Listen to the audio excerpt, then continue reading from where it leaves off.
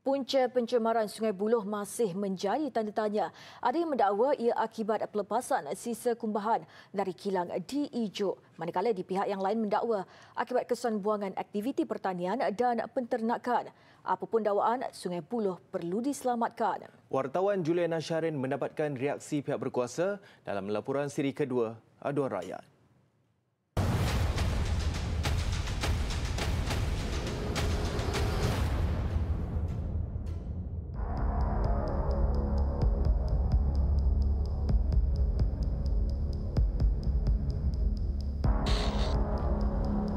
Lokasi pertama yang saya tuju, Pusat Khidmat Rakyat Dun Bukit Melawati.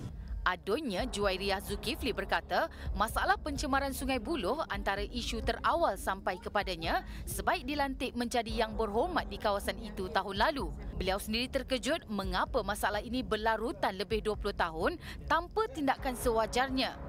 3 kali turun padang, beliau mengakui masalah air Sungai Hitam berminyak dan busuk ini menjejaskan hasil tangkapan nelayan dan juga imej Kuala Selangor di mata pelancong. Untuk itu, beliau telah menulis surat kepada jabatan berkaitan, antaranya Lembaga Urus Air Selangor Luas, Jabatan Alam Sekitar JAS dan Majlis Daerah Kuala Selangor MDKS. Bagaimanapun maklum balas yang diterima, kemungkinan punca pencemaran yang berbeza-beza. 19 Jun lalu, beliau dipanggil menghadiri mesyuarat dipengerusikan Exco Alam Sekitar, Teknologi Hijau, Sains, Teknologi dan Inovasi dan Hal Ehwal Pengguna Selangor, Hiloisian bagi membincangkan perkara berkenaan. Tempoh 6 bulan diberikan kepada setiap jabatan bagi melakukan siasatan mengikut bidang kuasa masing-masing. Berbaki 2 bulan lebih sahaja lagi, apa hasil kajian setakat ini? Takkan nak tunggu mesyuarat Exco panggil baru nak mula, nak ambil tindakan kan. Sedangkan nelayan ni hari-hari menghadap sungai, hari-hari nak turun laut, turun cari rezeki. Katanya kalau nak harap wakil rakyat saja yang bersuara mungkin tak jalan. Maka kerajaan negeri disaran memanjangkan isu ini ke peringkat kementerian. Kerana kalau hanya peringkat saya yang fight for this, mungkin belum cukup kuat. Jadi sebab tu saya memerlukan bantuan pihak negeri. Saya tidak nampak kesungguhan beberapa jabatan dalam menyelesaikan isu ini. Jangan hanya kerana Sungai Buloh bukan intake water consumption menyebabkan tengok sungai lain dululah.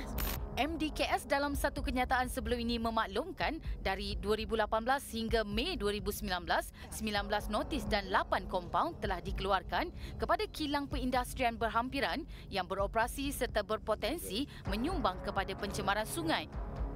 Kenyataan balas dari luar sebelum ini pula menyatakan berlaku penurunan ketara kualiti air Sungai Buloh dari kategori sederhana tercemar kepada tercemar. Berdasarkan rekod dan siasatan luas, pada 23 November 2017, berlaku pencemaran aliran air hitam ke Sungai Buloh yang dikenalpasti berpunca dari kilang kitar semula plastik di kawasan perindustrian Ijuk. Lain pula kisahnya dengan siasatan yang dilakukan JAS. Pengarah JAS Selangor, Syafiq Yassin, sebaliknya menunjukkan kepada saya pertembungan air hitam dari parit masuk ke dalam sungai. Hanya 5 km dari kawasan yang diadukan. Ya, sebenarnya Jabatan Alam Sekitar memang kita dah sedia maklum. Dan bila contohnya hari ini tadi kita sama-sama pergi daripada jeti tempat diadukan tu, keadaan memang agak bersih sungai tu dan tak hitam. Dan akhirnya kita ke belakang ni, kita dapati daripada pintu kawalan air parit Merbau 1 ni, mula ada aliran air berwarna hitam tu yang akan pergi ke sungai tu, di mana belakang tu ada pertemuan dekat belakang tu. Air hitam ini bagaimanapun tidak mengeluarkan bau yang busuk. Kami kemudiannya dibawa masuk ke dalam ladang kelapa sawit bagi menjejaki punca air hitam itu. Lalu terhenti di sebuah kandang lembu yang terletak bersebelahan dengan parit berkenaan. Terlihat saluran yang dihalakan ke arah parit. Jangkakan yang kehitaman ni adalah faktor-faktor satu, faktor tanah gambut. Yang kedua, mungkin faktor ternakan lembu tadi tu. Dan satu lagi faktor daripada aktiviti pertanian ladang sawit itu sendiri. JAS sebaliknya menolak dakwaan sisa kumbahan kilang di kawasan perindustrian Batu 22 Ijuk sebagai punca kepada pencemaran Sungai Buloh. Tepi ke atas tu jernih, yang sini ke bawah tu hitam. Ya. Apa tak mengena biarlah apa. Yang sampai siasat.